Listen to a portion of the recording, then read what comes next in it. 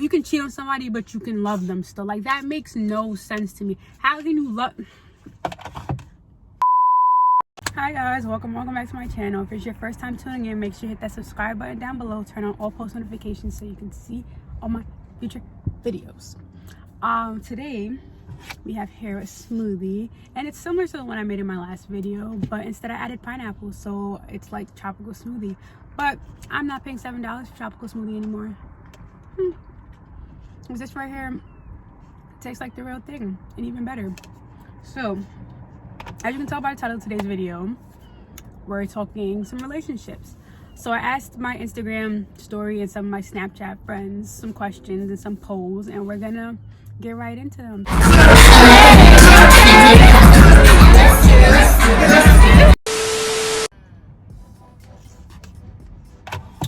So the first question I asked was, do looks matter in your relationship? So 64% of people said yes, and I agree with those 64%. If you said no, you're lying. Like, let me explain it. So it's like, looks do matter, because if you don't find the person attractive, you're not gonna want to speak to them. So if it's like somebody walks up to you and they're not cute, they don't look appealing at all, you're not gonna give them the time of day. They might not be cute to everybody else, but they're cute to you. So I just feel like if you're saying no, I don't know. Like, yeah, other stuff matters. Yeah. Looks are not the most important thing, but looks do matter, and you know it, and I know it. So, yeah. Then we have, are you moving in together before marriage? So 73% of people said yes. So the people that said no, I don't really understand that, because I feel like you need to see how somebody lives before you decide you want to spend the rest of your life with them. Like, yeah, you might see them every day, or you might spend half your week with them or whatever. Oh my god. Yeah, I just seen this lady that was in my job all last summer. She's crazy. She's riding her bike, that's why I have to send this to my thing coworker. Anyway. I just feel like you know what you're getting into before you want to get married. Like, say this person doesn't put the seat down, or say this person leaves her makeup all around, then you don't figure that out until, like, you need to know a person's living habits before you know, marry them, because that can make or break it, because they might not be the same person that they are at home. Like, there's a lot of people that portray two completely different things. So if you said no, I mean, that's your opinion, but I feel like you should really think about that, because say you propose or whatever, or you get proposed to, and now you guys just go straight into marriage and don't know what each other's living like, and it's like, damn, this person does this person doesn't do this ever. It's like, all right, what am I really about to do? Next question I asked was, do you believe in dating to marry? And 87% of people said yes. But personally, I feel like at our age, dating to marry should not be the main thing, because I feel like, okay, say you're 19, 20 and you want to go date somebody, you're just going to spend the rest of your life with that person. Like, you're not going to see if there's more people out there. And that's why I feel like we should be normalizing dating, like actual dating, not talking, dating. Because it's like, okay, you meet one person, now you're talking to them forever, and they piss you off, but this is the only person you know, so you don't want to speak to the next person. Like, I feel like going out on dates, talking to multiple people, not talking, how do I say this? Like, going out on dates, like what people do in the movies, dating multiple people, I feel like that should be a normal thing, because it's like you're getting to know different people. If I just get to know this one person, I feel like that's not the best thing. But I just feel like dating to marry is extremely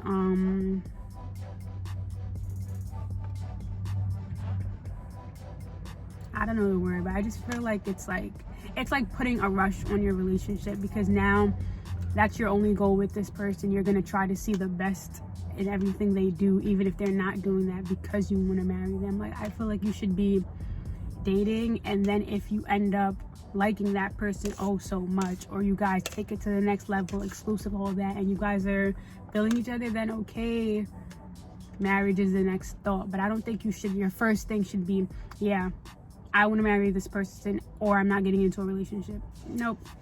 Then I asked, does it matter if your significant other parents like you?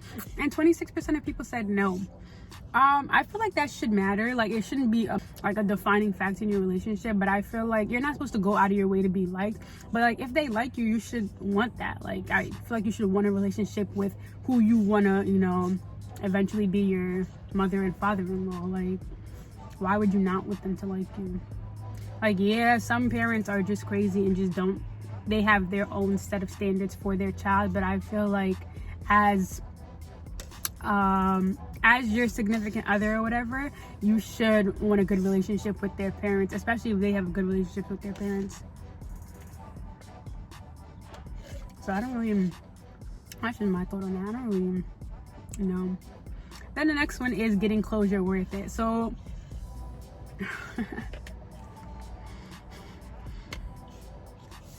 so I feel like closure is worth it. It's based on the person. Because some people literally cannot move on if somebody doesn't apologize, which is really weird, because I feel like you should be able to move on no matter what. But for me, it's like, I don't really think I need closure. Like, if closure comes, and we're cool. But if it doesn't, it's not like I'm about to spend my whole day thinking about you, like, oh my God, he did this to me and now I can't get over it. Like, you move on, you live and you learn. That's what experiences are for. Not say you went to only marry that person, now you're heartbroken, and what are you gonna do with your life? I don't know, but I just feel like it could be worth it in some situations, I guess. But people be getting closure for the wrong things. Like, if you know you're trying to get closure just so you can get back with that person, there's no point in you even trying to get closure, because closure is to end the chapter, not to reopen the chapter and start again because you think things are going to be, you know, different. Like, this question surprised me the most. Well, not really, but really. So the question was, are you taking somebody back after they cheat? And 12% of people said yes. But the surprising thing is that 8 out of the 9 people were literally male. And from my experiences, from people that like I speak to and friends that I have, it's like, it's more of the female that takes the male back rather than the other way around. So when I saw a bunch of males answering yes, I was like, oh, because most males be like, nope. And then the females be like, it depends, blah blah blah. Like, that's really like a general thing. So I was like, So then I decided to, in that same post, ask, and as well on my Snapchat story, ask, what do you consider cheating? And well, sweetie, we got a couple different answers. Let's read it. So we got some of the basic answers you would expect: hiding anything from your partner, anything on a sexual level, expressing intimacy with another person who is not your significant other, entertaining clowns, sneaking around, do anything you wouldn't like me doing. So for the doing anything you wouldn't like me doing, I feel like that is so subjective, because people really think stuff is okay when they do it. Like, it's okay if I do it, but if you do it, it's like real weird. But since I can do it, like, you feel me? Like, I don't know. So I feel like cheating, just to sum it all up, is making somebody feel the same way I feel. Like, allowing yourself to entertain them to that point, you know? So yeah, so it's like, if another female or another male can come back and be like, yeah, he or she was doing this, then I feel like that's cheating. Like, cheating does not always have to be sexual. It doesn't always have to be, you know, flirting with somebody. It's legit making somebody feel like they have a chance with you. Which, why are you doing that if... Yeah. I can't. We're gonna go ahead and put our lip gloss on. We're not using this. I'm gonna do this lip gloss. Anyway, the next question I asked was, what's the most important part of a relationship? So I got a couple different answers for that. We had compassion, we had trust, we had loyalty, all of that. So I really don't have an answer for that. I'm not gonna lie to you. Like, I feel like there's so many parts to a relationship. Like, you can't have loyalty only, because then everything else is out the window. Like, I don't know. I feel like all of those make it up, but communication, well, not just communication, comprehension, because I can communicate to you all day, and if you don't comprehend what I'm saying, nothing's gonna change. So comprehension, willing to work with your significant other to make some changes to, like, don't change yourself, your personality, but change things that you're doing maybe that the other person's not comfortable with, or that they feel like you can do a little bit differently. But that's where the comprehension comes in, because now you guys are telling each other, and then you can work on it together instead of one person feel like, oh my god, blah blah blah is trying to change me and I don't I just feel like this, not generation, but I mean people between the ages of, say, like 18 to 24 at this point, everybody is just focused on different things. So it's like relationships aren't at the forefront, and everybody has the mindset that nobody, so it's more like nobody even wants to be in a relationship anymore. So people are still out here trying to play people. Like, first of all, we're grown. Why are you still out here trying to play people? Like, I feel like you make your intentions clear from the start. Like I said, make dating normal, so you keep it at, yeah, you're not the only person that I'm seeing right now, but if we, you know, hit it off and now we're kicking it, then it becomes exclusive. So like the talking stage is definitely high school, elementary, middle school, well, not elementary, but middle school, high school, and then eventually it should be dating. It shouldn't be, I'm talking to you at 21, 22, 23 years old. No, we're not talking, we're dating. We're dating, but we are not exclusive. Then we are exclusive. Then we are in a relationship. Like, I feel like that's how it should work, but most people are still thinking about it as talking, exclusive, dating, relationship. But I just feel like, yeah, the talking stage is really more so, well, was more so, I don't really know how to explain it. I feel like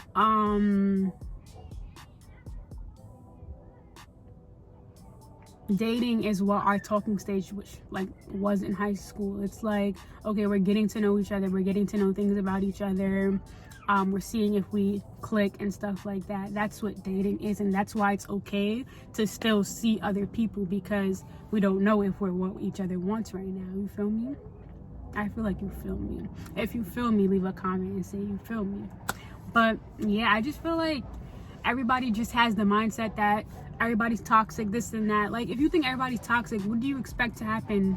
Like, you just feel like somebody's just gonna drop out of thin air for you? Like, no. Please, please, please, please, please, please, please, I'm begging. Let's stop normalizing cheating. On Twitter, on Instagram, everybody's like, oh yeah, we cheat. Well, no, we cheated, but they cheated, and you know, we worked past it and got back together. You don't need to be in a relationship where somebody cheated on you. They cheated on you, they do not respect you. Like, I don't see when people be like, oh, you can cheat on somebody, but you can love them still. Like, that makes no sense to me. How can you love? How can you cheat on somebody that you love? Like, that makes no sense to me. You wouldn't even think to hurt that person. Like, I don't get it. You can't say that you love somebody, but then go out and intentionally hurt them, because you know what you're doing. So cheating is not a mistake. We're cutting that right there. We're not even going to talk about that. Cheating is 100% a choice. So if you go out and intentionally do that, why would that mean you love them? I'll wait. Because there be people really trying to justify it, talking about cheating can be a mistake. How do you mistakenly do anything that's considered cheating? That's not a mistake. You know what you're doing. So I just feel like everybody has unrealistic goals about relationships, and that's the reason their relationships don't work, if you understand what I'm saying. They want their relationship to be like Sierra and Russell, without putting in the work, without being, you know, worthy of that relationship. They also want somebody that's gonna do everything for them. Like, first of all, can we just talk about your happiness should not be, you know, dependent on somebody. Like, you should be able to have an argument and not have that argument ruin your whole day. Like, there's no reason you should be arguing with somebody and your whole day is just ruined now. Like, I feel like that's when your happiness is dependent on somebody. Like, People are weird. And yes, there's toxic people out there, but not everybody you come in contact with is toxic. Like, some people are just not meant to be. Like, some people are just meant to be friends. Some people are just meant to not work out at all. Like, not everybody you're in a relationship with is supposed to work out. Not everything is going to be perfect. Because these people, you know, weren't so perfect, then you're just putting yourself in a hole. And I don't like that. I don't like that. For me, like, I feel like you should be open to giving everybody a chance before saying, oh, okay, I'm gonna shut down because I've had terrible experiences. And don't get me wrong, there's a lot of people that have traumatic experiences in relationships, and I'm in no way disregarding that, but I just feel like you need to let go of some of that hurt before you start talking to somebody else. Because it's like, okay, you bring your trauma to a relationship, your hurt to a relationship, and it's just gonna hurt the person that you're with. Like, you understand what I'm saying? Like, you know that the quote, hurt people hurt people? I truly believe that. That's why people need time to themselves. Like, I don't be understanding why people feel the need to go from relationship to relationship to relationship. Like, that shows you're not okay with yourself. And that's why people need to work on themselves before getting in relationships. Do you hear me? Do you hear me? You need to work on yourself before getting into a relationship. Otherwise, the relationship is not going to work because all the baggage that you have. So please, ladies and gentlemen,